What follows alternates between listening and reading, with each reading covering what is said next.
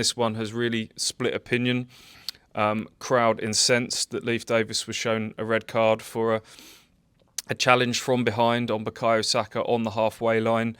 In real time, it looked sort of a fraction late, and it did look like the England man had made maybe a bit of a meal of it, sort of jumped up in the air, and that's what the sort of crowd grabbed onto. Saka became sort of the boo boy. Every touch was booed from that point onwards. But as soon as you watched it back, you realised that, he catches him down the back of his Achilles, doesn't it? His studs on the back of the Achilles. The ball is gone. People can come up with different examples of what has and hasn't been given as red cards this season. You get games gone, should have been a yellow, can't make tackles anymore. I do agree, both managers said that there was no intent to injure, and I don't think there was any intent there from Leif Davis, but nevertheless, it studs on the back of the Achilles. And ultimately, it's an unnecessary challenge to make. There's no danger on. It's on the halfway line. He's got the man between him and the ball. Nothing good was going to come of that. And, he's not done his teammates any favours today, Leif Davis, ultimately. No, and I don't think personally there's much of a debate in this. If you come from it from a perspective where you think it is a debatable one with a red card, if you think it's an amber, which I guess potentially at push you could see, but you're really pushing it, I think, then that's fair enough. But when you're a footballer, you have to know not to give the referee a decision. And when there's contact like that in that part, when it's that high, when it studs up, when it's everything, it ticked all the boxes, really, didn't it, for what a red card I think needed to be, and that's ultimately what it was. It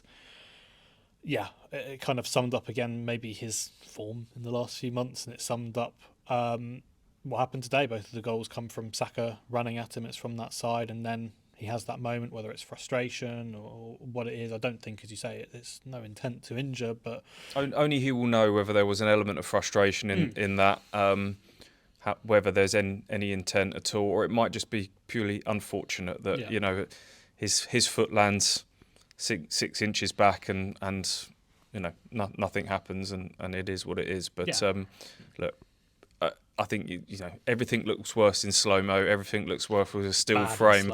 But you can see Saka's kind of foot, his ankles rolled completely underneath it. It's one that if his foot is planted for a split second longer, that could end up being a nasty injury. So he's ultimately played on, which I think Ipswich fans have then latched onto the fact that he's up and running around fine, and had a couple of big chances himself, didn't he, during that sort of period at the back end of the first half, but went off and had some ice applied. But probably not an unpopular opinion amongst the Ipswich fans watching this, but I don't think Ipswich can have too many complaints about that one, and Kieran McKenna concurred afterwards as well. Yeah, and it will be a big miss, that's the other thing. As far as I'm aware, that'll be a 3-match ban, straight red card. It's reckless and violent conduct, I assume, so that will be 3 matches. The bit that will hurt the most, and I think especially for someone who's played such a big part in this club's journey, he deserved, in my eyes, to have that trip up to Newcastle and play there somewhere where he's been a lot of times as a boy and means a lot to him, and it'll be really disappointing for him that he doesn't get that game.